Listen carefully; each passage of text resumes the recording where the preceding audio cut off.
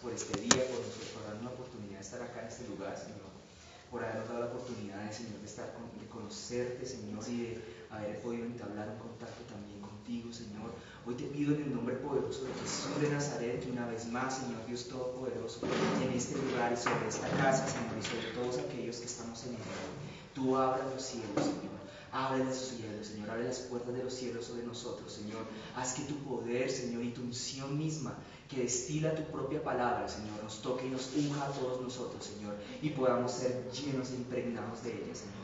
La unción misma, Señor, que tú derramaste, Señor, y la misma que acompañó a Cristo, dice tu misma palabra, la misma que lo resucitó entre los muertos, ese poder de su presencia, ese mismo, Señor, dice tu palabra y declara que desciende sobre todos aquellos que te creen, todos aquellos que confiesan tu nombre, todos aquellos que están reunidos aún en tu nombre, tal como lo estamos hoy en este lugar. Por tanto, poderoso Espíritu Santo, te pedimos una vez más en esta noche, Señor, ven una vez más, acompáñanos a mover el fuego y el poder de tu presencia en esta noche, Señor, y llénanos de ti. Una vez más, Señor, te lo quiero pedir, Padre, que la luz que hay y la libertad que hay en tu misma palabra hoy, Señor, a todos nosotros nos llene, Señor, y quite, Señor, las vendas de todos nosotros, Señor, en nuestro corazón, en nuestro pensamiento, Señor, y nos abra, Señor, hacia ti, Señor. En el nombre poderoso de Jesús, Espíritu Santo, te pedimos permiso, Señor, para empezar una vez más esta reunión, Señor, y la entregamos en tus preciosas manos, Señor, en el nombre poderoso de Jesús de Nazaret. Amén y amén. Bueno, así otra vez Dios les bendiga.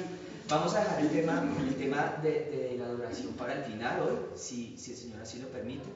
Entonces, como estábamos hablando ahorita, quiero contar algo así como ya un preámbulo, y es el tema de pronto, o el eje central de lo que el Señor me permitió, o me va a permitir quizás compartir el día de hoy, o me inquietó más bien, tiene que ver con los bautismos, ¿vale?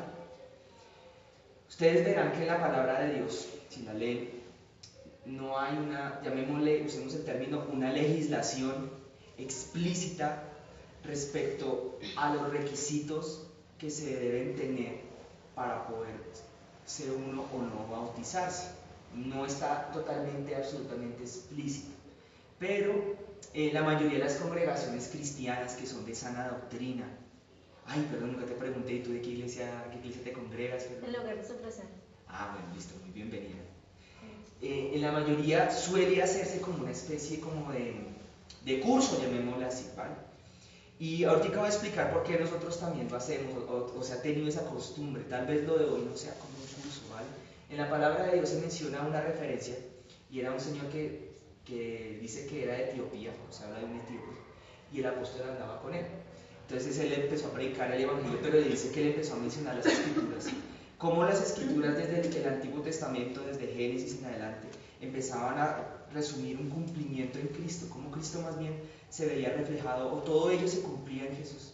Entonces este hombre le dice en esa ocasión, se me olvidó el nombre del apóstol que estaba con él, no sé si era Pedro, le dice, ¿qué impide que yo me bautice en este momento? Pues él dice, pues nada, pues bueno, ahí hay agua, camine y bautíceme de una vez.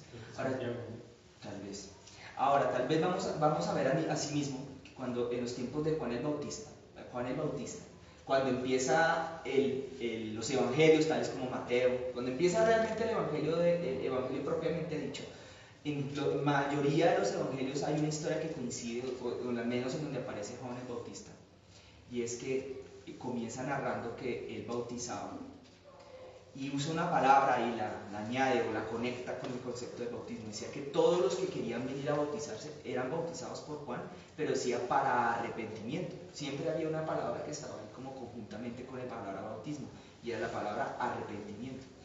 Entonces, todas estas personas que por lo menos venían a ser bautizadas por Juan, o aquel hombre de esa historia del etíope que se bautizó allá en esa agua, tenían algo en común, y era que tenían claro qué era lo que estaban haciendo, porque habían tenido un contacto con lo que nosotros hoy en día llamamos el Antiguo Testamento, con las Escrituras. Jesús le llamó a las Escrituras, la ley y los profetas, les llamaba a Jesús, a todo ese compendio de libros. Entonces ellos, toda vez que habían tenido ese contacto, tenían una idea mucho más clara, que queda implícita en la palabra, no está explícita, pero está implícita, de que ellos ya sabían más o menos qué era lo que estaban haciendo. Entonces, de pronto, ese es el motivo por lo cual nosotros al día de hoy, y muchas congregaciones, no todas, pero no por ello dejan de ser de sana doctrina, hacen como un cursito antes de bautizarnos, por el simple y mero hecho de que uno tiene que tener, y eso es lo que voy, una idea clara de qué es lo que está haciendo y para qué lo va a hacer y por qué lo va a hacer, y eso qué es y con qué se come. Porque si ahora, no sé si ustedes son hijos de la tradición católica, pero cuando yo nací, hace 36 años y unos cuantos meses y unos días, este país era un país 99.9% católico, y a mí me pasaron por un chorrito de agua y me dieron un nombre de pila, porque es nombre de pila bautismal, pero ello no constituye un genuino bautismo delante de Jesucristo, porque no va bajo los parámetros que están descritos en la palabra de Dios, que refieren que es lo que es realmente un bautismo. No es coger a alguien inocente y coger sin tener ni idea de lo que le está pasando y lo meten en el agua para que no se vaya al infierno. Ello ocurrió, fue más bien por una confusión a la hora de leer y interpretar la palabra. Entonces, voy a hacer algo, voy a dar un título al sermoncito, al sermón o a la enseñanza de hoy, hermanos. Y lo venía pensando, y creo que el más apropiado para el sermón de hoy debería ser algunas costumbres, para que quede ahí anotado, algunas costumbres que se supone debe tener todo cristiano. Y luego entre paréntesis, y algunas que no. ¿Listo? Y esta sería la primera. Sí, porque Valen es la encargada ya de colocar los títulos en YouTube. Bueno, gracias, listo. Bueno, entonces, ahora sí, por favor, si ustedes trajeron Biblia, no tienen Biblia, la tienen descargada en el celular o como quieran, aquí hay varias Biblias. Bueno, una para acá. Bueno, yo voy a leer de esta porque me cuesta más trabajo leer de esta y quiero volverme hábil en encontrar las palabras. Era Felipe, el etíope. Felipe y el etíope. Era Felipe. Bueno, el apóstol, dije yo. Felipe, bueno, listo. Esa historia sí les puedo decir con toda certeza que está narrada en el libro de los Hechos de los Apóstoles. Pero no nos vamos a centrar hoy en demasiados detalles, porque si no, no acabamos, ¿vale? Tiene que ser algo muy general, ¿vale? La primera, tal vez una de las importantes, de las más claves y más importantes costumbres de memoria, que debería practicar todo aquel que se llama cristiano, sería esa. Y mismo Jesús lo hizo.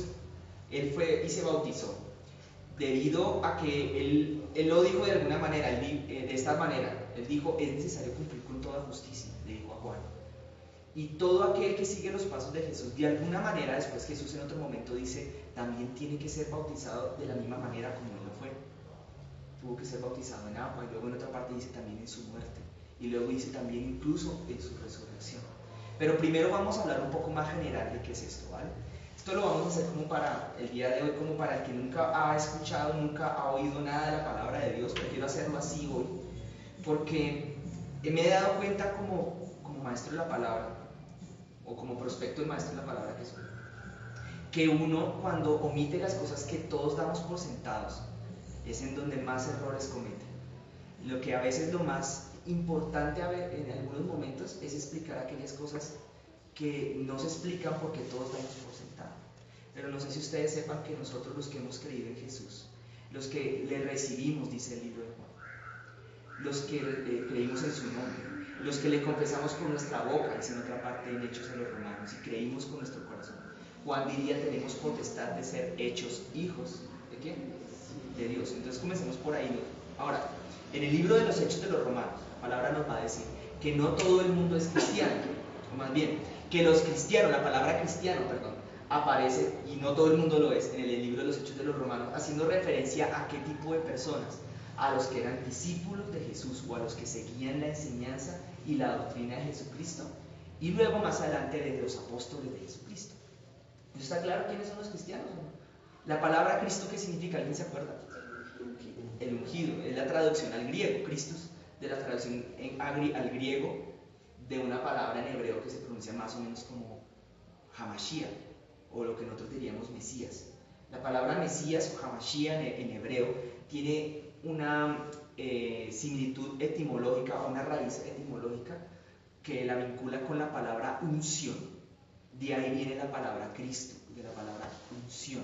Por tanto, todo aquel que se dice ser cristiano, no solamente porque siga la doctrina de Cristo y porque crea en Él como su Señor y su Salvador, sino porque Cristo, siendo el máximo ungido, porque eso es Cristo, el ungido, Los judíos estaban esperando, era un ungido. Ahora toca explicar qué es eso.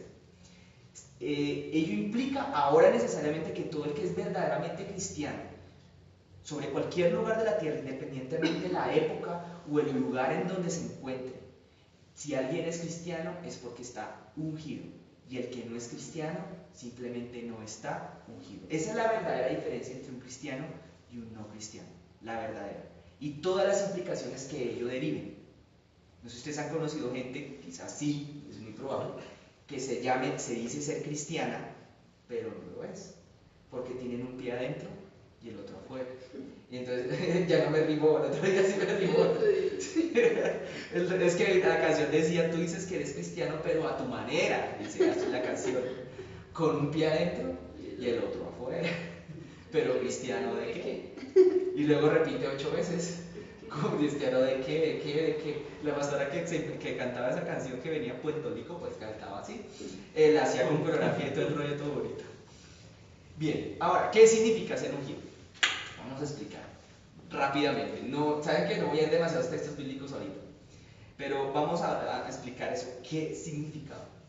Desde tiempos antiguos, el ser humano había intentado acercarse a un Dios, a buscar un Dios. La mayoría de los seres humanos que han pisado sobre la tierra han intentado tener un acercamiento hacia un Dios. A ello la ciencia humana le ha llamado religión. Han existido tantas religiones quizás como seres humanos hayan pisado sobre la tierra.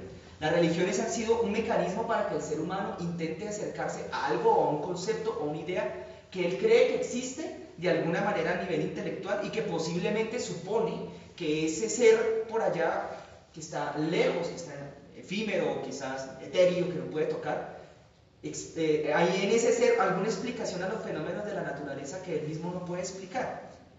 Pero he aquí que todo eso fue una realidad quizás a lo largo de la historia durante muchísimos siglos, hasta un día, hasta que llega un día y había un hombre llamado Abraham. Ahí empieza a acabar las religiones sobre la tierra, empiezan a acabar en ese momento.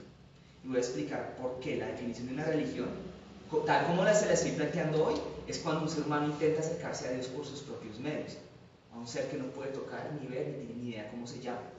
Pero el Señor Dios Todopoderoso, el creador del universo en el cual todos nosotros, o todo el que se llame ser cristiano, cree, es el Dios de Abraham, de Isaac y de Jacob. Es el Dios de la Biblia. Entonces la fuente de todas nuestras verdades espirituales, principalmente, están en la Biblia. Y entonces si alguien cree, de pronto alguien que nos esté escuchando hoy, de pronto no cree que lo que la Biblia diga sea verdad, o cree que la Biblia es mentira o algún tipo de cosas, bueno, primero tengo que aclarar que esto es un asunto precisamente de fe, pero además tengo que aclarar que las razones por las cuales nosotros cristianos creemos en la Biblia no van a ser objeto de demostración el día de hoy, ¿sí? O sea, sí las hay. Hay algunos estudiosos que se han puesto a mirar las profecías que están en la Biblia y sus cumplimientos a lo largo de los siglos, tanto en la antigüedad como en la actualidad, como en el futuro, y ello puede ser una de las pruebas de las cuales nosotros podríamos tomar la Biblia como uno de los libros más certeros que hay sobre la tierra. También, pero más que ello, por sobre todo lo que les acabo de decir, hay algo que diferencia el cristianismo de cualquier religión sobre la tierra, y se llama el Espíritu Santo. Ahí está la diferencia brutal. Entonces hablaba un tal Abraham. A Abraham se le aparece Dios, narrado en la Biblia por primera vez en la historia. Bueno, se le ha aparecido antes a Job, pero llega en esta línea que les voy a contar, se le aparece a Abraham y lo llama por su nombre. Abraham vivía en una ciudad ya muy mencionada que se llamaba, ¿alguien se acuerda el nombre? Ur de los Caldeos. Y allá llega y le dice Dios a Abraham, bueno, Abraham, levántate, sal de tu tierra, sal de tu parentela y vete a la tierra que yo te voy a mostrar porque te la voy a dar por heredad. Y te voy a dar un hijo, y en ese hijo te será llamada descendencia, y tu descendencia será tan numerosa como las estrellas que ves en el cielo. Dios se le revela por primera vez a Abraham y hace con él la palabra clave de esta enseñanza de hoy. Hace con él un pacto. ¿Escucharon la palabra? Un pacto. Bíblicamente hablando, tal vez había pactos antes en el libro de Génesis, antes de esos capítulos donde aparece Abraham por primera vez, pero este es muy especial porque es la primera vez que Dios dice, voy a empezar aquí un pacto. O sea, voy a acabar con todas las religiones de la tierra, por lo menos contigo. Tú ya no vas a tener religión, porque yo, Dios Todopoderoso, me voy a acercar a ti, voy a tener un encuentro contigo y te voy a hablar directamente a ti. Entonces, todo el que no es cristiano, que cree que es, pero no lo es, no por sus creencias, no por su parte, por sus actitudes, por sus costumbres, no, eso es secundario, es más bien una consecuencia. El que no es cristiano es aquel que no tiene al Espíritu Santo, no tiene la presencia de Dios, no la tiene y por tanto no puede tener cómo conectarse con el Creador. Ahí está la diferencia. ¿Ustedes han podido percibir la presencia de Dios en esta casa? ¿Sí lo han sentido? Y la misma Biblia declara que ella es la que nos enseña la Biblia, la que nos explica las Escrituras y la que nos hace comprender la voluntad de Dios, la que da cuenta o nos da testimonio cuando algo no es de Dios y la que nos revela a nosotros nuestro propio pecado, por ejemplo, y nos ayuda a cambiar, nos hace cambiar, nos empuja a cambiar.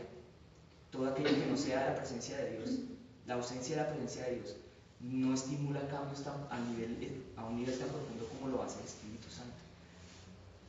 Ahora, Dios se le aparece a Abraham y hace un pacto con él. El requisito legalmente dentro del código legal del mundo espiritual, que se llama las Escrituras, el requisito para poder tener una relación con Dios es hacer un pacto con Dios. ¿Me entendieron, hermanos?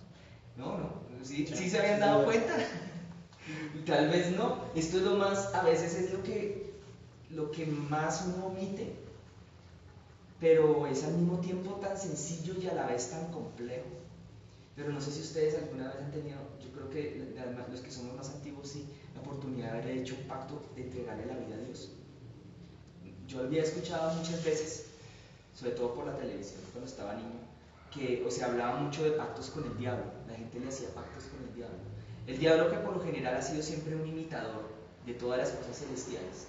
Un imitador más nunca puede crear ni innovar, pero sí un imitador. Le gustaba hacer pactos muy similares a como a Dios le gusta en el siguiente aspecto, de que la persona que hacía pacto tenía que escribir un papel.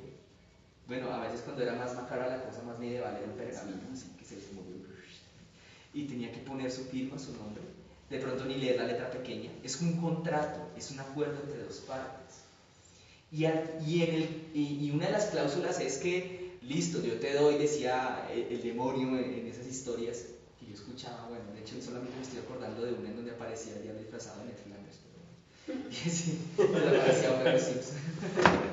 Y le decía, yo te voy a dar lo que tú quieras, pero sí, eso es un reflejo de hecho de cómo funcionan un poco las cosas en la realidad. Te doy lo que quieras, ¿a cambio de qué? ¿Sí saben de qué era lo que el diablo? El alma. El alma. Cuando este mismo ser se le aparece a Jesús, en aquel pasaje en Mateo, por ejemplo, cuando se va y es impulsado por el Espíritu al desierto y empieza a caminar allá 40 días en ayuno, y al final de los cuales si empieza a sentir hambre se le aparece. La última cosa que el diablo le dice es, dicho en otras palabras, véndeme tu alma y yo te voy a dar todo aquello que me fue entregado por cuenta de Adán. Yo te voy a dar riqueza, poder económico, te voy a dar dominio espiritual sobre todas las naciones de la tierra y sobre toda la creación, de hecho. Le dijo él, en otras palabras, solamente si tú postrado me adorares, o sea, si me vendes tu alma. Voy a explicar que eso es un sinónimo. Estás entregando tu alma a aquel ante quien tú te arrodillas y le adoras. Y lo colocas en lugar de Dios. Entonces, ¿en qué consiste este pacto? Bien sea con Dios, bien sea con el diablo. Entregarle, en ese caso, el alma. Decirle, ¿sabes qué? La parte más importante y esencial de mi ser, porque no es el cuerpo físico, sino la parte interna, ahora te va a pertenecer. Y con ella la externa también, evidentemente. Ahora va a ser tuya, te la entrego. Te entrego todo lo que tengo, mi vida, te la doy a ti. Te entrego, de hecho, el gobierno y mi voluntad, o sea, como diría por ahí un día Marcos Barrientos, abdico, como hizo el rey de España, abdico del trono de mi vida. Yo ya no voy a ser quien gobierne sobre mi propia vida, no voy a ser yo, sino vas a ser tú. Eso es entregarle el alma a Dios. Eso es hacer un pacto para entregarle la vida a Dios. No sé si alguno de ustedes alguna vez les hicieron repetir aquella famosa oración que se inventó un evangelista en el siglo XIX, que decía: Señor Jesús, repite después de mí. Uno, sí, soy loro. A mí me lo hicieron: repito después de ti, soy loro, soy como loro. Señor Jesús, y no, Señor Jesús, te recibo en mi corazón, te recibo en mi corazón. Y te pido perdón por todos mis pecados, te pido perdón por todos mis pecados. Escribe mi nombre en el libro de la vida, escribe mi nombre en el libro de la vida. Y no lo borres de allí jamás, y no lo borres de allí jamás. Amén, amén. Ahora eres un hijo de Dios, bienvenido a la familia de Dios. Y todos aplauden. No sé si les pasó, a mí sí me pasó. No, a ustedes no les pasó, no, porque aquí no lo hicimos. Bueno, en realidad esa oración no es mala, es muy buena. Lo que ocurrió conmigo, voy a hablar de mi experiencia, y porque yo no soy tan dado a hacer esa oración, sino solo en casos muy específicos y puntuales. Porque yo la primera vez que la repetí como el loro, sin entendimiento, porque el loro puede decir, mamá, venga, pero el loro no sabe a quién está llamando, solo repite lo que dicen los niños, ¿sí? Pues no sé si se han dado cuenta que los loros tienen esa gran habilidad. Diferencia del perrito. El perrito sí, uno dice vamos, y el perrito entiende perfectamente la palabra vamos, a pesar de que el perro es incapaz de repetirla, pero la entendió en su corazón. Uno dice vamos, y el perro entiende en su corazón qué significa, así no sepa hablar, y bate la cola y empieza a correr por toda la casa. Entonces uno no puede decir vamos en la casa donde hay un perro, si es inteligente. El loro no, yo era más como el loro que como el perro. Entonces, ¿qué ocurrió? Cuando el Señor me revela esto a mi vida, yo tuve que hacer un día eso, y de hecho bíblicamente tú lo vas a ver, que el requisito para cuando empezó la iglesia, cuando llegó Jesucristo, y después cuando parte, cuando llega el Espíritu Santo por primera vez sobre la tierra y es derramado allá en el Pentecostés, y por primera vez unge a los primeros cristianos, porque la Biblia declara que nosotros vamos a ser ungidos, o sea, cristianos, pero no cristianos con aceite de olivas machacadas como se hacía antes, sino que ahora vamos a ser cristianos ¿con qué? Pues con el Espíritu Santo. Él es nuestra unción, y Él es aquel que nos diferencia realmente de cualquier religión que exista sobre la tierra, porque a diferencia de todas las otras, en donde puede que haya intervención de demonios o cosas de ese estilo, pero nada más allá de eso, el cristianismo real y verdadero es poder de Dios, porque está ungido con el Espíritu Santo, tiene poder, y la palabra declara que la finalidad inicial y final de ese poder es la salvación de nuestra alma.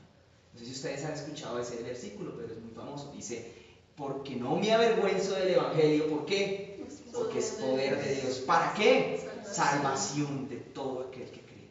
El pacto con Dios consiste en que nuestra alma se salve. Hacemos un contrato. Es una forma un poco burda de decirlo, pero creo que describe en este momento la idea. Es un contrato con el Creador. Los términos lo pone. Él puso la ley, Él puso todo. Él dice, bueno, yo quiero que tú me entregues tu vida, yo te anhelo, pero tú no puedes ser salvo solamente porque sí. ¿Salvo de qué? Ahora les pregunto. Ustedes saben de qué Dios nos vino a salvar, para que Jesús vino a la cruz y se sacrificó en la cruz y estuvo muerto 3 días. ¿De qué Dios nos estaba salvando? Pregunto yo. Exacto, nos estaba salvando de... Quizás nos estaba salvando de la ruina, solo en parte. Quizás nos estaban salvando de la enfermedad, solo en parte. Quizás nos estaba salvando ya sea de la angustia y la depresión. No, eso era secundario, eso era una consecuencia. Él nos estaba salvando, era realmente de la muerte segunda, le llama Apocalipsis.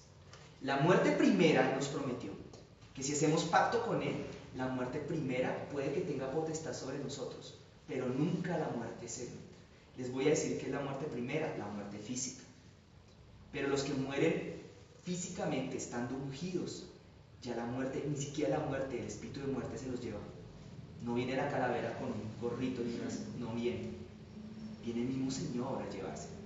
Y entonces que el mismo Señor declara acerca de ellos que ellos no están realmente muertos, están durmiendo. ¿Por qué? Porque va a haber una resurrección para todo ser humano que haya vivido o viva en el futuro sobre la tierra. Y esa resurrección puede que la Biblia declara, de hecho en alguna parte en el libro de los Hechos capítulo 11, que hay una buena, hay una mala, pero hay unas mejores resurrecciones. O sea, hay varias maneras o varias circunstancias o condiciones por medio de las cuales nosotros vamos a resucitar. Y depende de qué tipo de pacto en qué tipo de pacto estemos nosotros, en qué condición legal delante del mundo espiritual, así va a ser nuestra resurrección. Los que mueran habiendo rechazado a Jesús, o peor aún, habiendo estado en pacto con Él y luego invalidándolo, dice que van a resucitar y se van a abrir unos libros y van a decir: aquí no fuiste hallado, aquí no estás, vete para allá, a la muerte segunda. Y esa ya no es que el cuerpo deja de existir, esa no es que ya uno muere, no, como creen algunas religiones por ahí extrañas. La Biblia declara ciertamente que allá será echada previamente la muerte. Van a ser echados vivos los seres humanos, juntamente con el falso profeta, juntamente con el anticristo y con todos los miles de millones de demonios también. Y la Biblia declara acerca de eso que el gusano no muere, vive. O sea, como que el gusano todo el tiempo se lo está comiendo y dice que la llama no se apaga. Algunas personas que les gusta filosofar mucho al respecto dicen: pero es que, ¿cómo así? Dios es torturador, ¿cómo es la cosa? Sí, Dios tan malo. Pero al respecto tengo que decir en este momento que no es la intención del Señor incentivar un discurso basado en el miedo para acercarse a Él, en ninguna manera. Es más bien revelarles hoy, a los que nos escuchen también, si que acaso no lo habían oído nunca, una parte de la realidad de la palabra de Dios, una parte de la realidad del mundo espiritual y lo que se le avecina a la humanidad. Ahora bien, el mismo Dios enseña que nos acerquemos a Él por amor antes que por temor o por miedo, aunque en otra parte la palabra dice: el temor de Jehová es el principio de la sabiduría. Me gusta mucho cuando hablamos de esto acordarme, de hecho, de algunos testimonios que pude ver. No todos en YouTube son buenos, no todos son dignos de pararles mucha atención, pero hay algunos que sí hace años tuve la oportunidad de escuchar. Muy interesantes. Voy a volver a hacer la recomendación de esta muchacha de Angélica Zambrano, el primer video que esa niña le salió. Una cristiana normalita, tenía una vida normalita, tibia, ni caliente ni fría, de pronto, asumo yo, pero iba a la iglesia. Pero el día que tuvo un encuentro con el Señor fue algo muy especial, porque Dios ya había previsto que quería ayer mostrarle a ella el infierno. Yo no sé por qué razón, pero la gente que vuelve de allá vuelve con unos deseos tan fervientes de santificarse y de ser rectos para con Dios, porque han visto unas cosas espantosas. Pero ¿saben una cosa? La gente que ha visto el cielo también.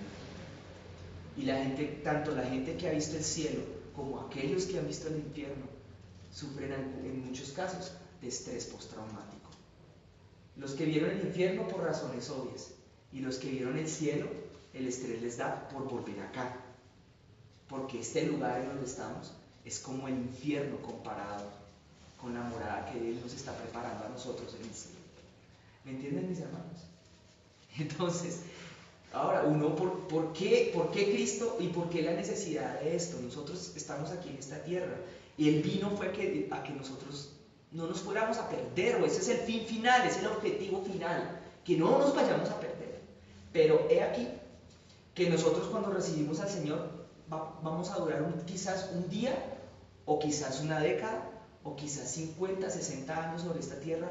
No sabemos cuánto nos espera en esta tierra, pero el fin final de la fe, el fin final de este pacto que Dios propone, es que cuando nos llegue ese momento, tengamos la seguridad y la certeza de que allá nos va a estar esperando el Señor con sus brazos abiertos y está diciendo: mío, aquí te estaba esperando, venga para acá. ¿Entendiste?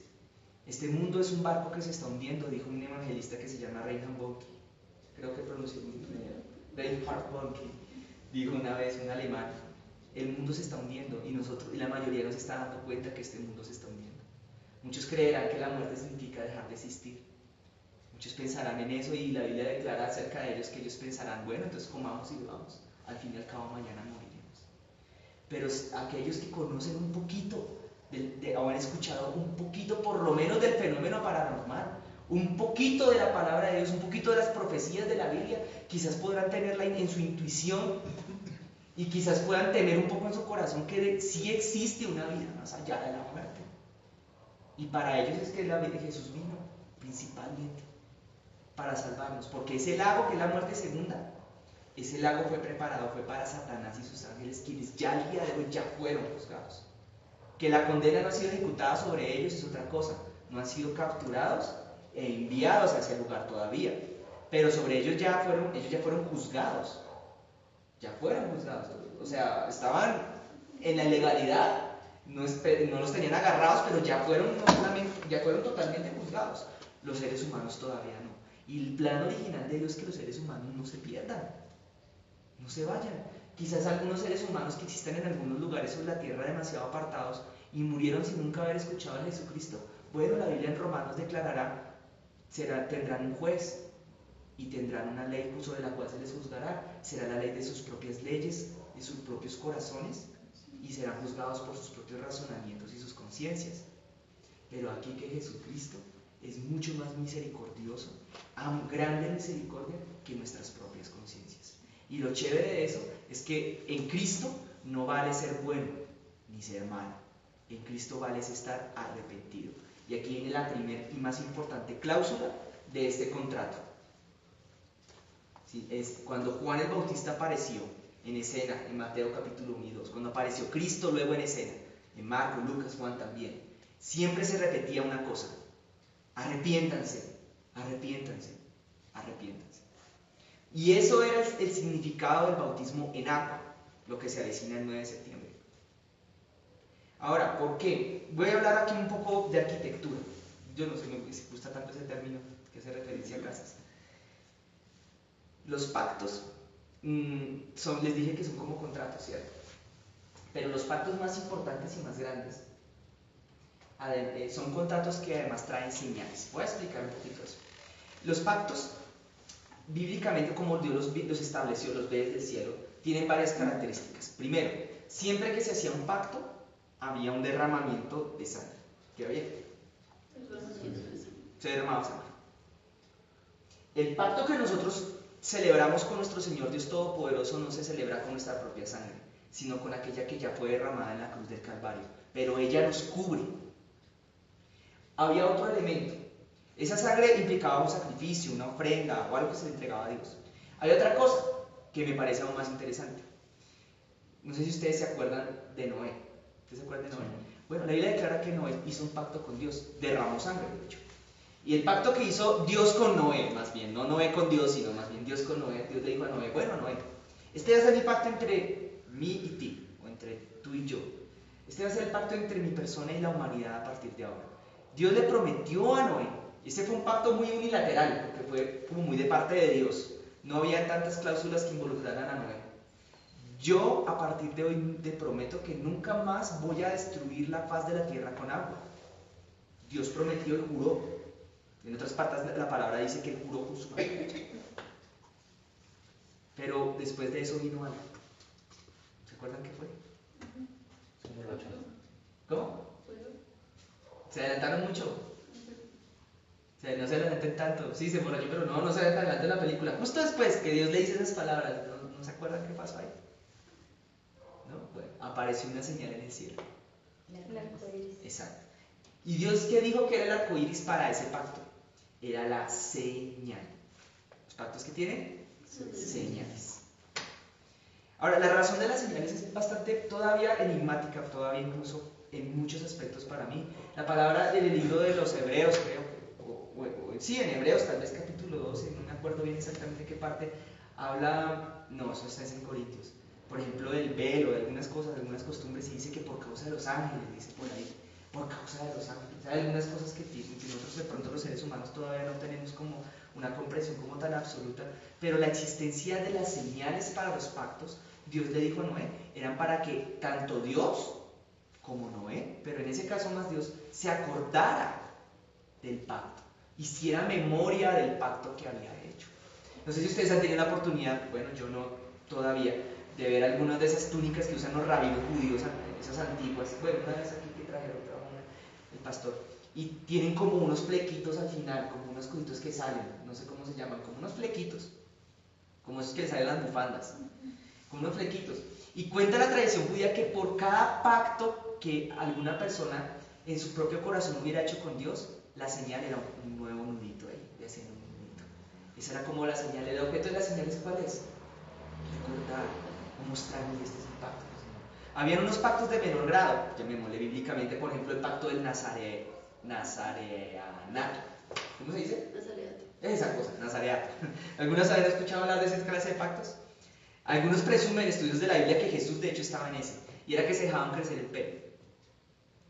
Esa era la señal del pacto. Se consagraban para Dios y se dejaban crecer el pelo. Sí, como Sansón. Él fue un ejemplo clarísimo de ese pacto. Él tuvo que cumplir él lo llevó a cabo, lo cumplió. Tenía una cantidad de cláusulas y cosas, pero mientras que él estuviera bajo el pacto, la fuerza lo acompañaba. El día que rompió el pacto, no estaba en el pelo solamente era la señal del pacto. Pero le cortaron el pelo, pero él, antes de que le cortaran el pelo, hacía varios minutos ya había roto el pacto. Lo había roto. Y era o no beberás vino ni sidra. Ese era el pacto, eran las cláusulas. Rompe el pacto, le cortan el pelo, que era la señal del pacto. Eso fue algo más simbólico, ¿me entienden? Y pierde su fuerza. Lo curioso de la historia es que él al final se arrepiente. Y eso es de la enseñanza que tiene la palabra de Dios, de las cosas irónicas que tiene la Biblia y que tiene el mundo espiritual. Se arrepiente, sin señal del pacto y sin nada, estando arrepentido vuelve sobre la unción. Porque con ello también, entre muchas cosas, Dios nos quería enseñar que para estar en pacto con Dios, la principal señal es la unción, la principal señal es el Espíritu Santo. Es lo principal que Él va a ver. Ahora bien, Jesús después pasan los años, viene Cristo, viene Juan el Bautista precediendo, y dice, bueno, el reino de los cielos se está acercando, el reino de los cielos ya está cerquita, más de vale que se arrepientan. Es como si hoy en día alguien se parara y con un letrero en la calle diciendo, el fin está cerca. No sé si me hago entender, es más o menos la misma cosa. El fin está cerca, arrepiéntanse que el fin está cerca, arrepiéntanse que el fin está cerca. Vengan y bautícense en todos los que no han sido bautizados. O sea, hagan un pacto con Dios de arrepentimiento. Entréguenle su vida nuevamente a Dios si lo habían hecho y se habían apartado. Y arrepiéntanse, o sea, vuelvan a retomar el cauce, el camino. Vuelvan a buscar y entréguenle nuevamente su vida a Dios. Cambien. Es eso. La iglesia tiene que estar llena es de gente arrepentida, no de gente buena, necesariamente. Lo bueno, la Biblia dice que no llama bueno sino únicamente al Padre que está en los cielos. Nosotros puede que seamos gente mala, pero arrepentida. Y el arrepentimiento es la mejor o la máxima cualidad o virtud que Dios puede observar en un ser humano, o la que Él busca, la que Él demanda. Lo demás lo produce Él. Las buenas obras las produce Él, la buena conducta, la santidad la produce Él. Nosotros, ¿qué tenemos que poner? Arrepentirnos, es decir, aborrecer lo malo y cambiar. ¿Se entiende la cláusula del pacto que hay que hacer con Dios? Es que cierto que es muy sencilla y al mismo tiempo es muy compleja, pero parece muy sencilla de este punto, ¿cierto? Simplicita. Bueno, entonces, ¿qué quiere el Señor que hagamos nosotros? Listo. Ahora, ¿cómo se hace ese pacto? Ay, sí, la Biblia en Romanos te va a decir, si creyeres en tu corazón, si confesares con tu boca que Cristo es el Señor y creyeres que Dios le levantó a los muertos, serás salvo. En otras partes en Juan dice, a los que le recibieron y creyeron en su nombre. En eso consiste un pacto con Dios, en emitir una palabra. Algunos incluso más lindo lo podrían hacer escrito, Señor, te entrego mi vida, Dios, te entrego mi corazón. Qué lindo sería eso. Pero entregarle a Dios la vida de una manera voluntaria y libre. Totalmente diferente como son los pactos con el diablo, de los cuales solo el 1%, que es una estimación mía burda, son conscientes. El otro 99% son inconscientes. Por eso es que todo aquel, y el primero aquí soy yo, que llegó al Evangelio, estaba en las garras, era del diablo, no de Dios. Y el que no lo sepa, más tiene que tener un encuentro con Cristo para darse cuenta cuánta maldad había en su vida y entienda de dónde proviene. Estaba en las manos del diablo. Entonces, ahora sí, ¿cuál creen que es la sangre de ese pacto que nosotros hacemos con Él, entregarle nuestra vida a Él? ¿Cuál creen que es la sangre? ¿Dónde está la sangre, el derramamiento de sangre de Él? En la cruz. En la cruz. Ahora, la Biblia sí dice, en Hebreos capítulo 9 creo que está, que la sangre de Cristo es derramada ahora sobre nosotros, pero por medio o a través de el Espíritu Santo. Le llama ahí el Espíritu Eterno realmente. Pero falta un elemento. ¿A qué no les ponen cuál es? La señal.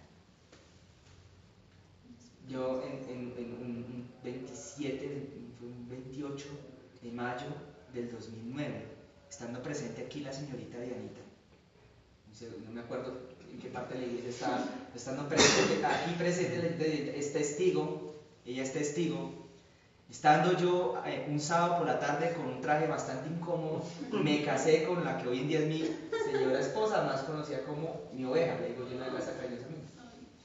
¿Tú estás? Sí, Claro, Dianita estaba comiendo torta con sí. ¿Qué pasó? Para ese matrimonio yo había mandado a hacer argollas de oro puro. Sí, yo no sabía más administrar bien la plata, me gasté plata y bueno, ya no importa. Las dos argollitas, ¿saben qué pasaron con las argollitas al pasar de los años? Fueron robadas, tristemente. No me gustaba mucho hablar de eso, pero bueno, lo voy a hacer. Eso pasaron mil cosas con esas argollitas. Las argollas para nosotros eran delante de las cosas espirituales, son realmente la señal, ¿entienden? ¿El pacto cuál es? En el caso del matrimonio, ¿ahí cuál es el pacto? No, la sangre es un elemento que poseen los pactos. No, el pacto en sí mismo, el contrato. ¿Cuál es? La muerte, que estén juntos hasta la muerte y la fidelidad. Exacto, más o menos por ahí va la cosa, ¿sí? Exacto, ¿sí? Eso se llama los votos matrimoniales. ¿Han escuchado la palabra votos? Los votos matrimoniales. Un voto es un pacto a un nivel más desde el ser humano hacia Dios, no desde Dios hacia el hombre. Un voto es como un compromiso que uno hace con Dios. Por eso del nazareato no es tanto un pacto, es más un voto. La Biblia le llama el voto de nazareato. Pero ahora, cuando yo hago con Dios eso, o sea, entregarle mi vida a Dios, ya se llama un pacto. El matrimonio se considera tal vez bíblicamente un pacto que Dios inventó, de hecho. ¿Cuántas personas o cuántos elementos están involucrados ahí? 3. El esposo, la esposa y Dios, el tercer elemento. ¿Sí? Ahora bien, el contrato consiste en, como lo explicó Dianita, es como eso, hay unas cláusulas y hay unos compromisos de parte y parte para con Dios. De hecho, mis compromisos no son tanto con mi esposa, son con Dios, porque Él fue el que me casó con ella. ¿No? ¿Me explico? Y a quien le tiene que rendir cuentas a Dios por lo que haga es cada uno de nosotros, ¿sí? O sea, mi esposa no me tiene que rendir cuentas a mí pues si ella es buena o mala esposa, le tiene que rendir cuentas es a Dios. Y yo no tengo que rendir cuentas a mi esposa si soy bueno o mal esposo, es a Dios. ¿Sí? O sea, lo reclama la oficina de quejas y reclamos, de hecho estás arriba. ¿Sí? ¿Sí me entiendes cómo funciona? Bueno. ¿Y la señal del pacto cuál era? La argollita de oro, que después se perdió. Pero les hago una pregunta, ¿acaso la ausencia de una señal del pacto implicará que el pacto no es válido o inexistente? No. La señal simplemente es un acto, en este caso el anillo, que hacemos delante de los hombres o delante de los demás seres humanos para dar cuenta, que sean testigos y den cuenta de que realmente estamos casados. Que no vengan a decir, no, ese hombre es mío. No, que no puedan decir eso, porque sí, ya está como la señal. De hecho, cuando nos casamos en notaría hay un letrerito a quien pueda interesar. El señor fulano y tal, la señora Sandra, piensan casar tal fecha. Si alguien se opone o alguien considera que ya está casado con alguno de los dos, antes previamente venga y notifique a este despacho. ¿Sí? De resto, ya cuando nos casamos, delante de los ojos de Dios no hay vuelta atrás. Y esta es la señal, era la señal. Ahora, la ausencia de la señal no significa gran cosa realmente. Pero ustedes no saben andar con esto, aún en esta cultura, aún todavía, de las cosas que uno lo guarda. No sé, eso es espiritual, yo no sé también qué será, pero sí, eso pasa. Al menos en mi trabajo eso pasa mucho.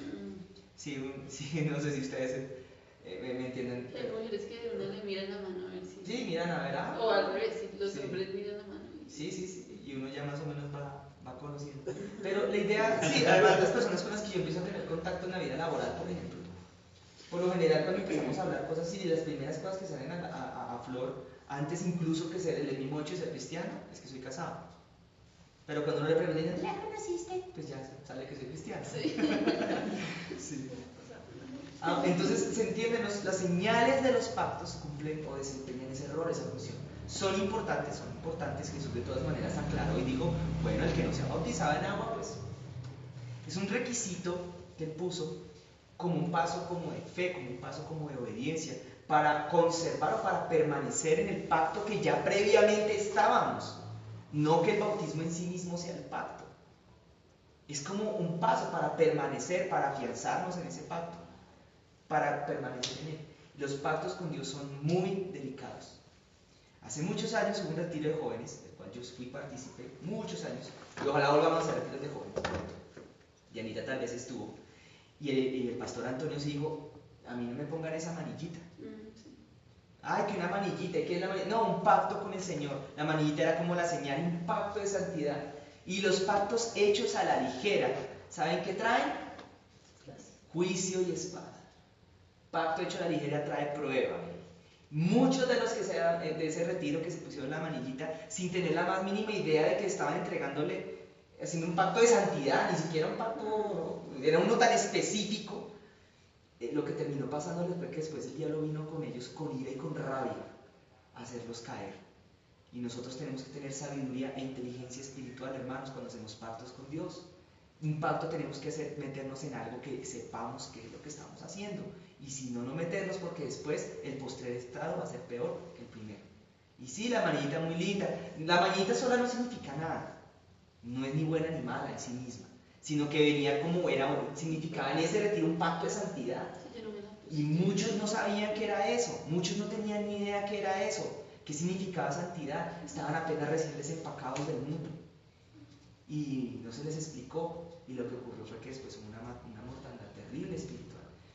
Y los pactos con Dios son así de serios. Por esa razón, algunos hombres como el pastor Mauricio, y a veces mi persona, nos atrevemos a ser lo suficientemente osados incluso para decirle a alguien, oye, mejor no te bautices. De pronto no estás listo, o de pronto no tienes idea todavía claramente qué es lo que vas a hacer, porque con Dios no se juega. Y yo sí he conocido gente que se bautiza y luego se va y se aparta totalmente de Dios y les va bastante, pero bastante mal. O en otras ocasiones bastante bien, hacen, llamémosle prosperidad financiera, empiezan a salir adelante, uy, me aparté de Dios y vea cómo me fue bien. Y luego viene el saqueo, porque la Biblia declara cuando termines de saquear, serás saqueado. Viene el saqueo de parte del enemigo. Entonces, de eso se trata el bautismo. Es la señal de un pacto en el cual nosotros le entregamos la vida a Dios y Él nos pide de nosotros, demanda una palabra que empieza por arrepent y termina por miento. ¿Sí? Arrepent y termina en timiento. Ahora sí lo dije bien. Eso es todo. Que hay un simbolismo en el agua, que hay un simbolismo, no sé, en bajar a las aguas. Eso lo explica con lujo de detalles hebreos. Pero ahora sí voy a hablar de algunas costumbres que todo cristiano debería tener. Y una de ellas tiene que ver con esto que les voy a decir a continuación. Miren, tal vez hoy no nos vamos a poner a leer porque uno tiene que meterse en el agua. Pero eso está en Hebreos. ¿Qué significa el agua? Porque el agua, Hebreos te va a hablar del libro de los Hebreos y la carta a los Hebreos. O te les va a hablar de, si no la has leído, porque yo asumo que no la han leído, pero creo que estoy subestimándolos demasiado, ¿no? De pronto ya la leyeron. Habla de que el pueblo de Israel tuvo que pasar por el medio, caminar en seco en el mar Rojo, y que las aguas se abrieron y que ellos fueron bautizados ahí, y que era una manera como de Dios decirle a todos ellos los bauticé. Luego los que nacieron estando en el desierto fueron bautizados, pero pasando a través de las aguas pero del río Jordán, cuando pasaron para poseer la tierra prometida, y que asimismo todo aquel que viene al Señor tiene que ser también pasado por las aguas. Y las aguas también representan la Biblia, la palabra de Dios. También representan al Espíritu Santo. Todo ello lo puedes deducir leyendo el libro de los Salmos, por ejemplo. Pero ¿a qué voy? Siguiente costumbre que debería tener todo cristiano. Primero, el bautismo. Ahora, si no se bautizó, sino que recibió al Señor Jesucristo, que yo en Él, y lo recibió la presencia de Dios, recibió la semillita en su interior. Incluso en algunos casos, muchos reciben aún la llenura del Espíritu Santo. Son bautizados otros y aún no bautizados. Y les toca partir. Se van a perder, pues yo ciertamente les voy a decir, no se pierden. Es como si nos hubiéramos casado y no hubieran llegado los anillos a tiempo, listo, no llegaron los anillos. Hay que ponérselos, hay que usarlos, nos los robaron, listo. Duramos con mi esposa unos añitos que no usamos anillo. Después le dije, bueno amor, vamos a hacer unos que no sean tan vistosos, que no sean tan apetecibles para el ladrón, hagámoslos de plata. Entonces hicimos estos de plata.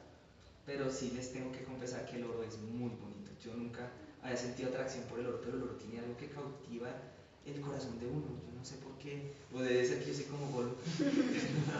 Yo tenía eso de oro y era tan hermoso y todo pesadito. Yo contemplaba. Bueno, siguiente cosa, la lectura de la palabra. Bueno, todo cristiano que hace pacto con Dios, hay algunas cosas que son básicas que a veces nunca se hablan, pero que se supone o se asume, incluso desde la misma Biblia se presume que todos lo hacemos. y es tener contacto con la palabra. Segunda cosa, cristiano que no lee la Biblia, se va secando, se va muriendo. ¿Por qué? Jesús dijo que la palabra de Dios, no lo dijo Jesús, lo dijo Moisés, solo Jesús lo citó. Dijo, está escrito, no solo de pan vivirá el ser humano, bueno, el hombre dijo, hablando de varón y hembra, sino de qué. ¿Están entendiendo? O sea que la palabra que sale de la boca de Dios, claro, aquí está la Biblia, pero la palabra que sale de la boca de Dios no es exactamente la Biblia así por sí solita, es el Espíritu de Dios revelándose a tu vida a través de la Biblia, que es distinto. Entonces cuando leas la Biblia viene el siguiente elemento y se llama la oración. Esto es pareciera clase cristiana para pre-principiantes. Pre-principiantes. Parece, yo sé que tiene ese aspecto, pero créame que he conocido tanta gente en esta vida que esto que estamos hablando hoy resulta novedoso. Absolutamente. Así que no se avergüencen si eso es novedoso. Hay que orar. Ojalá la lectura de la palabra venga acompañada de oración, porque a través de la oración atraemos el Espíritu Santo. Ahora, si alguien preguntara hoy, se preguntara, porque no demos nada por sentado, hermanos, grandes errores los cometemos así. Eso lo aprendí estudiando matemáticas puras. 1 más 1 no es 2 porque sí. Hay una demostración para eso y es difícil. ¿Sí? Que la derivada de y igual a x al cuadrado es 2x. Hay una demostración para eso científica, no lo demos por sentado. Y eso se lo gritamos los matemáticos que estudiamos matemáticas puras a los ingenieros. Los ingenieros aplican la fórmula, pero el matemático fue el que la demostró. Y uno tampoco hemos por sentado que sabemos orar. ¿Y por qué hay que orar? Bueno, Jesús enseñó a orar, ahí está escrito, ¿en dónde? En la palabra. Y el que tiene contacto con la oración y con la palabra está en el pacto. Cuando uno empieza a descuidar las cláusulas, empieza el pacto a correr peligro, ¿me entienden? Hay otra que es muy básica y esa está entre tantas partes en la palabra, se menciona por allá en Timoteo, y es congregarse. Y hago un silencio intencional. El cristiano, congregarse es venir a una reunión como estas, por supuesto, claro que sí. Pero hay muchos otros tipos hay, por ejemplo, la reunión del culto del domingo que tiene no voy a explicar por qué en este momento, una preponderación, tiene una preeminencia, o es más especial que la reunión que podamos hacer los viernes, tal como la que estamos acá, o en otros días entre semana. La del domingo es muy importante espiritualmente hablando. Y el que de pronto tenga curiosidad de saber por qué, ahí está en el Salmo 133 el por qué.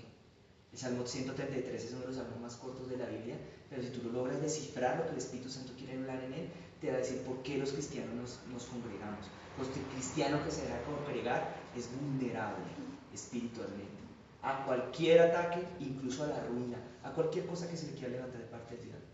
Porque el cristiano que ora, así también como el cristiano que no ora, perdón. El que no ora no tiene contacto con la palabra, es otro tipo de vulnerabilidad. Tengo que aprender a hablar español. Vulnerabilidad, gracias. Las dos cosas. Entonces, cristiano de verdad tiene eso. Está arrepentido, hizo un pacto con Dios, se bautizó, se congrega. Hay otra por ahí que ahorita se me viene a la memoria. Yo les dije que el título tal vez iba a ser como algunas cosas que hacen los cristianos, ¿cierto? Que se supone que todo cristiano debe hacer. Algunas costumbres, por lo menos. Hay otra. Y es tan básica, pero bueno. Bueno, puede ser, pero no es la que tenía en mente. ¿Alaba a Dios? Sí, bueno, sí, todo cristiano debe alabar a Dios. Pero ¿no creen que el alabar a Dios está metido dentro de la oración y metido dentro del congregarse? Entonces podríamos generalizarlo como en ese que es más importante. Y ayunar también, ¿cierto? ¿Ustedes han ayunado alguna vez en su vida? ¿Alguna vez has hecho un ayuno? Sí, tú sí ya lo has hecho alguna vez, pero un ayuno cristiano, no ayuno de... ¿Cristiano? Sí. Sí, ¿tú sí lo has hecho alguna vez? ¿Y tú, Jessica? ¿Y tú, Vale? ¿Y tú? Ya, sí. Me consta. Bueno, listo. Ahora, pero no, yo tenía otra en mente. Es que yo no quiero que empiecen a alinear el pensamiento. Los diezmos y las ofrendas. Decía que sí. Los diezmos y las ofrendas. Eso es un tema súper polémico, les quiero confesar. Pero polémico no aquí dentro de la iglesia, afuera de la iglesia.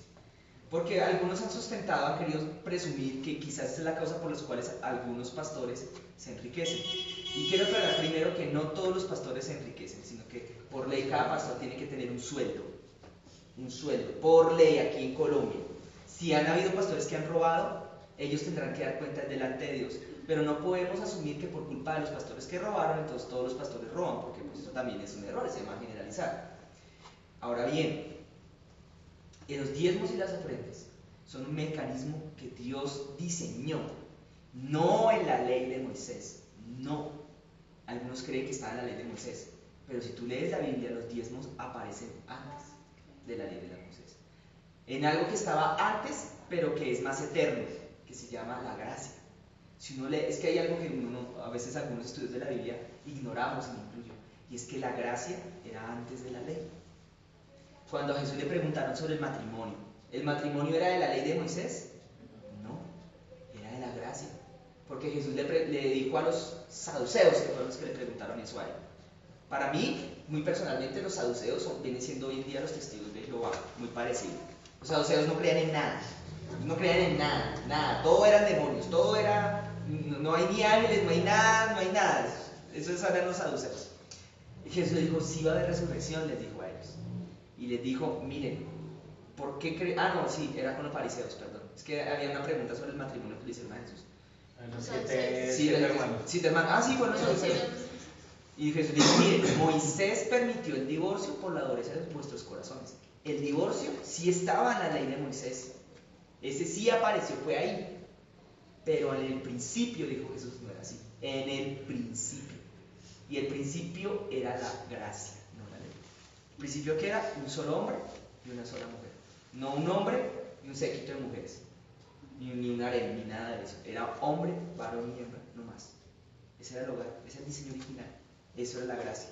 En ese mismo libro de Génesis donde aparece el matrimonio de un solo hombre y una sola mujer, no como algunas comunidades mormonas por allá en Bolivia y en la zona central de los Estados Unidos, que es un hombre y 5 esposas, porque Jesús abolió eso rotunda y categóricamente. Él dijo, no, o sea, es como si se estuvieran devolviendo a la ley. A ver, estamos en la gracia. La gracia es más exigente todavía, es un solo esposa, un solo marido. Jesús dijo, aquí la cosa no es así. Y ahora, el diezmo aparece en ese mismo Génesis, cuando Abraham le entrega los diezmos a un tal Melquisedec. Gana la batalla, gana la guerra, y coge parte de lo que ganó el botín y se lo entrega a Melquisedec, que luego el libro de Hebreos revela que ese Melquisedec era Cristo. ¿Qué palabra digo? Materializado, ¿no? Era Cristo materializado, o sea, Cristo se hizo carne y hueso allá en esa época y se encontró con Abraham. Si mal no estoy, fue Abraham, sí, fue Abraham. Abraham le dio los diezmos a Melquisedec, o sea, a Cristo. Entonces los diezmos no aparecieron en la ley, eran de antes, por eso nosotros seguimos los diezmos. Y algunos dirán, pero la circuncisión también apareció en los tiempos de Abraham. Sí, y sigue vigente. Lo que pasa es que Jesús sí se tomó el trabajo de aclarar, y el apóstol Pablo, de que la circuncisión sigue vigente, pero la del corazón. Y Moisés dijo, y Jehová circuncidará vuestros corazones. Y lo dijo Moisés. Entonces todo lo que apareció antes de Moisés era como una imagen, lo que apareció en los tiempos de Moisés era como una imagen de lo que había de venir. Y lo que venía desde antes de Moisés era un reflejo de cómo funcionaba la gracia de Dios. Entonces, esas son algunas cosas. ¿Nosotros nos circuncidamos? ¿Nosotros cristianos? No, el corazón solamente. El apóstol Pablo dijo, no a las personas que no son judías, o sea, a los griegos, a los romanos, a los italianos, a los franceses, a los españoles, portugueses, y ahí para allá todos los demás, colombianos, brasileños, peruanos, ecuatorianos, venezolanos, etcétera, etcétera. Yo os digo, dice el apóstol Pablo, que no hagáis como los judíos, no se circunciden, el apóstol Pablo escribió, sino que abstengáis más bien de lo sacrificado a los ídolos y de fornicación, dijo él. Siguiente cosa que se supone que los cristianos, o algunas cuantas que no hacemos, además de dar los diezmos y las ofrendas. ¿Ya saben qué son los diezmos y las ofrendas? ¿Sí? ¿Tienen claro? Listo. Si ustedes quieren protección espiritual en sus vidas de parte de Dios, Malaquías 3 les va a decir que Jehová mismo reprende a un demonio que se llama el devorador. Bueno, es un género de muchos demonios. los reprende. Ese es un trabajo que Él se reservó. Es la única vez en la Biblia que Dios hace esa excepción a aquella ley que decía no tentarás a Jehová tu Dios. Ahí está la excepción. La única cosa en la que Dios permite que a Él lo provoque. Dijo, provocadme ahora en esto. O sea, tentadme ahora en esto. Probadme, que son sinónimos. A ver si no abriré las ventanas de los cielos y derramaré bendición sobre ustedes hasta que sobreabunde. ¿Por qué cree que Dios se tomó el trabajo de... Oiga, no leí un solo texto bíblico, Señor, tengo que honrar la palabra, tenemos que leer la palabra. ¿Por qué creen que Dios se tomó ese trabajo? El Señor Jesucristo se tomó ese trabajo. De decir, Jehová de los ejércitos, probadme. Porque quizás es algo en lo cual Dios mismo se está diciendo, miren, yo soy en esto infalible. Ahora, siguiente cosa, alguna que no hacemos, fornicar. ¿Alguno sabe qué es fornicar? Ay, no, pues tan limpio. Sí.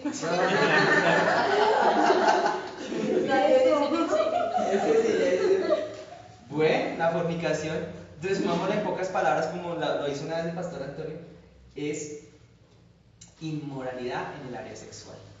Aunque también hay una inmoralidad en el área espiritual, que también se le llama fornicación. Pero básicamente es inmoralidad en el área sexual. Inmoralidad implica muchísimas cosas, entre ellas la más famosa, que es que los cristianos anden en relaciones con la novia, con el novio, etc., en relaciones de orden sexual antes o por fuera del matrimonio. En algunos casos puede llegar a constituirse fornicación. Claro, el adulterio es un adulterio que incluye fornicación, ¿no? Supongo. Ahora, habrá fornicación adentro del matrimonio, evidentemente, porque estamos hablando de inmoralidad. Entonces, si se hacen cosas, se cometen cuestiones inmorales adentro del matrimonio, pues ello también constituye fornicación. Cosas que se puedan llegar a hacer con perritos, con burritos, con gallinitas. Eso también es fornicación, inmoralidad. Cosas que se puedan hacer que ni dignas son de ser habladas de pronto con niños. Eso es inmoralidad todavía más, todavía aún peor, ¿no? Cosas que son muy normales en esta sociedad en la que estamos, aunque, a pesar de que sean tabú, son muy normales. Cosas que tengan que ver con cuestiones ya como la sodomía. Ustedes han oído hablar de qué significa un espíritu sodomita, ¿no? El homosexualismo. Yo tuve la oportunidad en una parte de mi vida de tener mucho contacto con personas de esta comunidad, como se hacen llamar hoy en día. Y la verdad es que desde una perspectiva así muy a ras, gente muy linda, gente, ser humanos iguales que uno, gente amable, la mayoría, a otros habrá uno que otro que será malvado, pero igual que los demás, igual que los que no son. O sea, lo que se diferencia de nosotros realmente no es en que ellos están pecando y nosotros no, porque nosotros estamos pecando en otras cosas, o estábamos pecando en otras cosas. Y delante de Dios hay pecados grandes y pequeños, pero el grande y el pequeño llevan el infierno. Sí, igual son caminos para llegar allá abajo. El cuento está en que una de las últimas veces que tuve la oportunidad de hablar de esos temas con alguien, bueno, son gente que anda muy a la defensiva en esta sociedad, ya aquí, porque en los países del primer mundo, o más bien los países desarrollados, eso era un cuento viejo ya, es la lucha de los derechos y la discriminación y el no sé qué, y es que los cristianos como los discriminan. A nosotros le debemos en gran parte el auge del movimiento gay en este país a los malos cristianos, o a los que se dicen ser cristianos pero que no lo son. ¿Por qué? Porque no atacan el espíritu que hay en ellos, sino atacan a las personas. Entonces se paraba no sé qué decir, un remedio de procurador a decir que les daba asco ese tipo de personas, que era una asquerosidad, que era una porquería. ¿Qué ganaba con eso? Más odio. Más odio. Ahora, ¿Dios aborrece esa conducta? Sí. Lo que pasa es que muchos, como yo tuve la oportunidad de conocer, les quiero contar, dicen, yo nací así, pero la mayoría de los que yo hablé saben que la vida y el maltrato los volvió así. Y que ellos, de alguna manera, muy en el fondo de su corazón, eligieron estar donde están, a pesar de que de pronto las cicatrices en su alma los llevaron allá. Y los otros pocos que no eligieron ser así, sino que desde muy pequeño tenían esa propensión, la Biblia va a hablar y va a decir que sí, efectivamente, hay algo que se traspasa a través de las generaciones en el ser humano y se llama el pecado, o más bien la propensión al pecado. Entonces el tema con ello es que nosotros no venimos acá a hacer algo que no somos. Nosotros no tenemos que pretender de que, como muchos alguna vez se abstuvieron, porque yo era una mujer, de hecho, se abstenían de ir a la iglesia porque dice, me van a juzgar todos, me van a juzgar, pues porque es una mujer que evidentemente luce como un varoncito, me van a juzgar.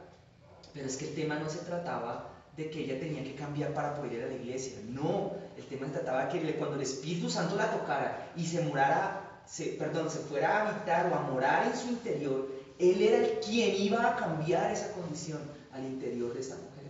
Él era capaz de cambiar esto, de transformarla, de hacerla nacer de nuevo. Y ello implicaba dejar de mentir, ello implicaba seguramente dejar de ser falsa, seguramente ello implicaba dejar de vivir de la opinión de los demás, entre muchas otras cosas, y dejar esa condición, o esa inclinación sexual, como le llaman ahora. Que bien dicen ellos, es una construcción social. Por algo lo dirán, pues yo hoy os añado, como diría Jesús, es una construcción espiritual. Y eso hay que desedificarlo al interior del ser humano. La maldad. ¿Me entienden, mis hermanos? Yo no sé por qué me extendí con ese tema, pues tuve la oportunidad de conocer mucha gente de eso. Y la verdad, yo puedo dar testimonio de que no es gente tan diferente al resto. Es mucho más igual a nosotros de lo que uno cree. Y que en realidad nos hemos enredado mucho la vida, los cristianos años atrás, estirando el dedo para juzgar. Y con ello evitábamos que el Espíritu Santo entrara a las personas a cambiarlas. Yo ya me extendí demasiado, no sé. Pero ahora sí que llegó la hora en la cual el Espíritu Santo, yo quiero que, no sé, oremos un ratico, ¿vale? Y adoremos un ratico a Dios. Pero yo no quiero terminar la reunión sin haber leído un texto bíblico, ¿listo? Porque la idea era leer la palabra de Dios. Ahora cité cosas, pero no. ¿Por qué no leemos precisamente el Salmo 133 en un momento, ¿vale?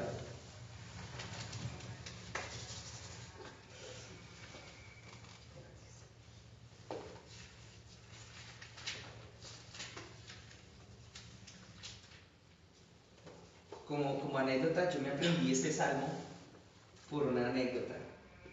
Yo tocaba en la iglesia ya hace años, cuando estaba niño. Y yo tocaba y yo no tenía ni idea del significado de las letras que estaba cantando, ni muchas cosas. O sea, yo la canción la había oído. Y un día el pastor de la iglesia me dice, mijito, toque el Salmo 133. Yo quedé, pastor, por favor, dígame cómo dice la letra. Porque yo no tenía nada de Biblia en mi vida, o muy poco, pero ahí tocaba. Eso me sirvió de enseñanza para aprender que cuando uno se para a adorar al Señor, a cantar, más bien a ser ministro de la adoración, ser ministro de Dios, a ser, sí, un sacerdote de Dios, tiene que conocer algo de la palabra, porque es uno el que está cantando, el que está hablando, ¿cierto? Bien, entonces el salmo era este. Mirad cuán bueno y cuán delicioso es habitar los hermanos, ¿qué cosa? Juntos y en armonía. Es como el buen óleo. ¿Saben qué es el óleo? La unción, el aceite, ¿me entienden? Aquí está hablando que cuando estamos juntos en un mismo lugar, ello es similar a la circunstancia en la cual empieza a caer el aceite, o sea, la unción del Espíritu Santo. Dice sobre la cabeza, dice ahí, ¿cierto?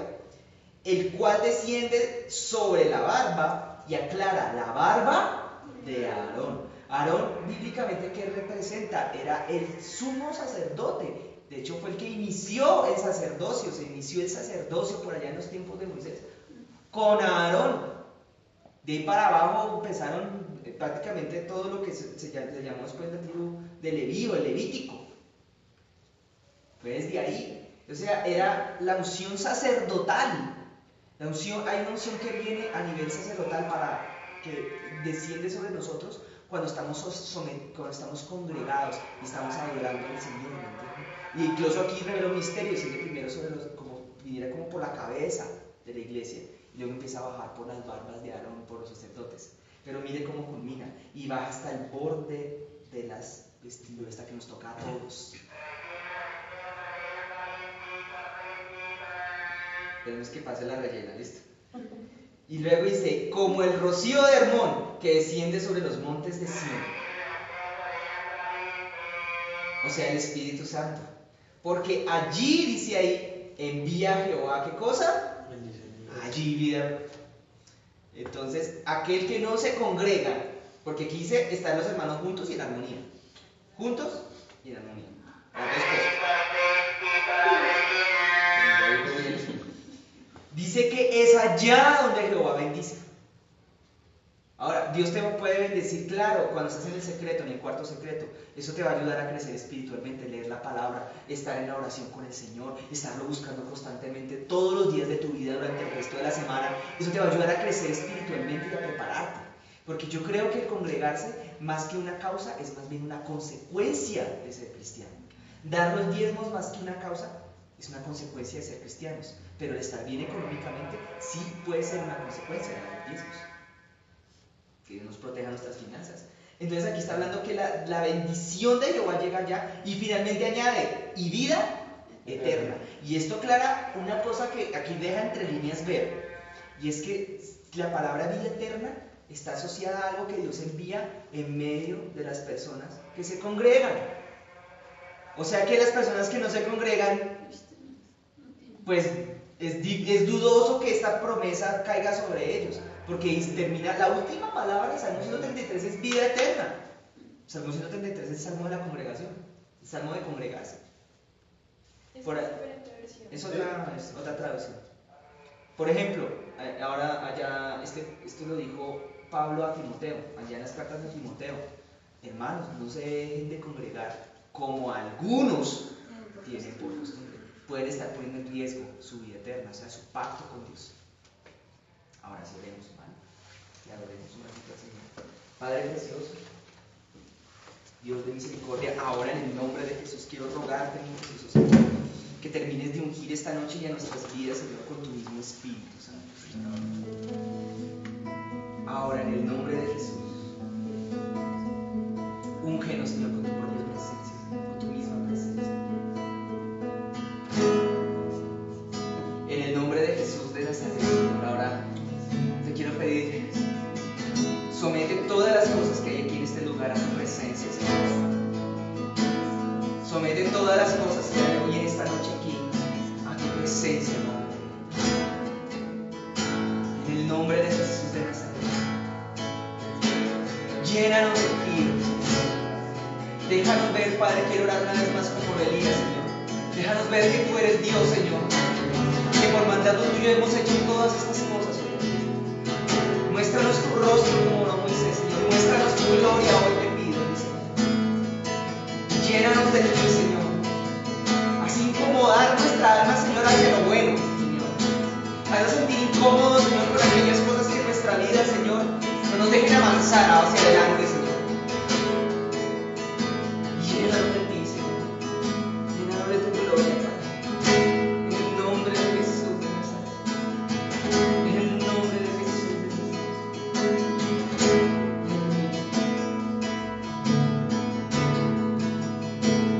Le damos el honor a ti, Señor.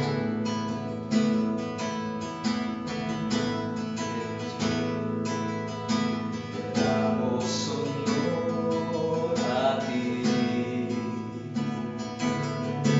Le damos honor a ti. Creador de vida, eres tú.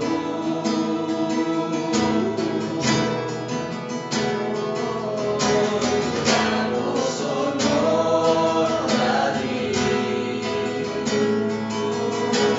Damos honor a ti. Porque no hay otro Dios como tú.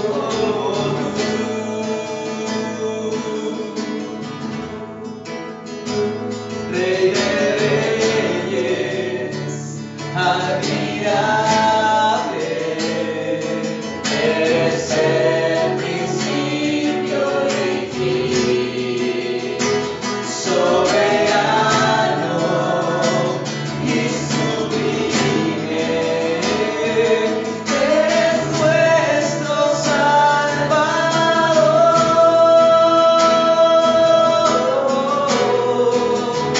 Damos honor a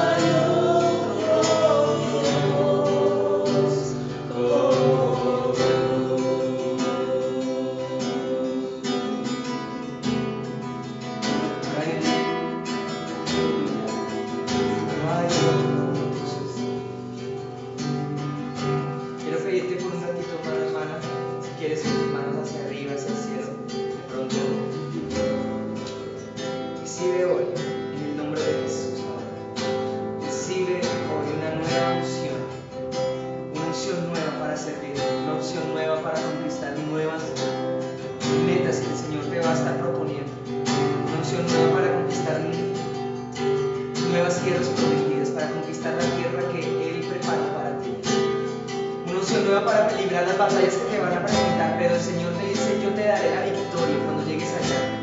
Va a ser difícil, vas a tener que pelear, pero yo te daré la victoria cuando llegues al lugar a donde te llevaré, a las cosas que voy a preparar para ti. Solamente confía, dice el Señor. No temas, dice el Señor. No temas y sé muy valiente. Recibe hoy esa unción, recibe esa unción. Recibe hoy esa unción.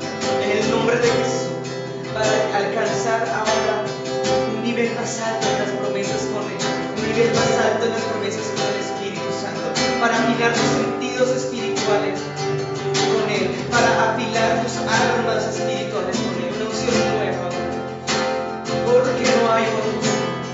Recibe en el nombre de Jesús, en el nombre de Jesús,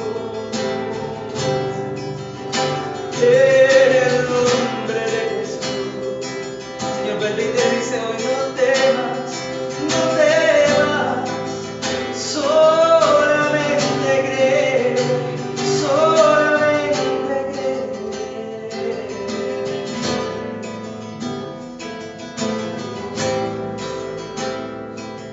Eso, recibe, ya está descendiendo aquí, yo ya lo puedo sentir. Está cayendo. Y tu vida nunca más vuelva a ser igual, sí, sí. Y tu vida nunca más vuelva a ser igual. Señor, ahora subas como las águilas, dice, te rejuvenezcas, te renueves. Te renueves como las águilas. Amén, mi Rey. Amén, Señor. Vamos a adorar un poquito más al Rey, ¿vale? Y deja que mientras tanto la desaunción siga tocando, siga fluyendo, ¿vale?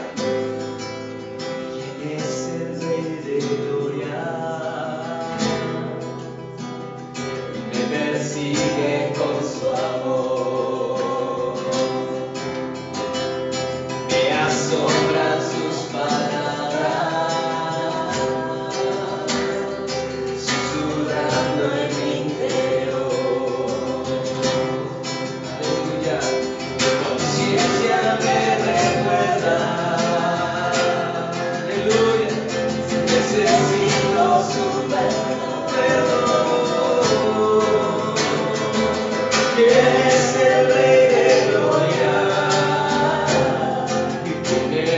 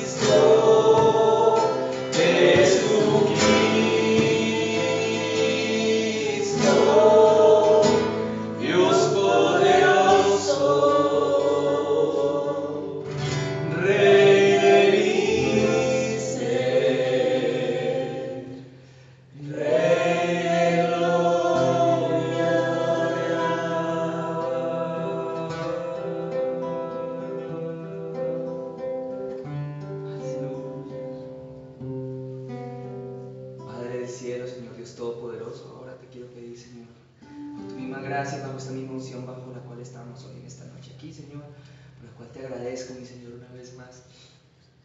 Que nos lleves en bendición de esta casa, Señor. Que nos guarde de todo mal, de toda retaliación del diablo también. Y de todo peligro en esta noche, Señor. Acorta las distancias, Señor, para nosotros que tenemos que desplazarnos de acá, Señor, lejos. Y ahora en el nombre de Jesús de Nazaret, Señor, úngenos, Señor, los que estábamos aquí. Úngenos, Señor, con tu misma presencia y que esta unción prevalezca y perdure en nuestras vidas, Señor. En el nombre poderoso de Jesús de Nazaret. Que todos puedan ver, Señor, que los hijos de la casa de mi amado Jesús y todo aquel que haya visto esta casa, Señor, puedan decir, Señor, que aquí tu presencia está empezando un avivamiento grande y lindo, Señor. Amén. Que pronto saldrá luz, Señor. Y que todo aquí que sale de este lugar, Señor, sale lleno de tu presencia, amén, Señor. En el nombre poderoso de Jesús, Señor, unge a todos nosotros, Señor, y que salgamos, Señor, toda esta semana ardiendo en el fuego tuyo, Padre. Te lo pedimos, Señor. En el nombre de Jesús de Nazaret, sí.